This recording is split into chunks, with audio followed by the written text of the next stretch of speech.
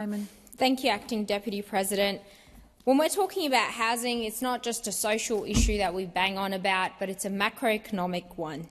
And this isn't about pointing fingers of who's to blame, who was in government the longest, who created the mess.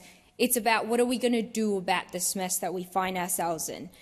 When figures like social housing making just 3.6% of dwellings, which is down from nearly 6% back in the 1980s, that's concerning, and it highlights policy failure of the government of the day.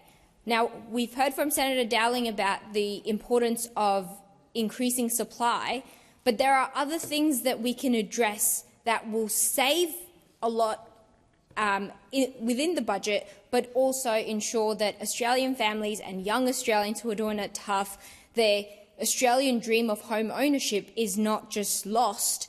And that's addressing negative gearing and capital gains tax discount, and making sure that we are not giving property investors the tax breaks that they don't really deserve, because let's face it, there's 7% of investors who own a quarter of all investment properties. And I wouldn't be surprised that they're probably most of the 48 billionaires around the country who are hoarding the assets, who are trying to influence our politics of the day, who have politicians in this place who do their bidding for them.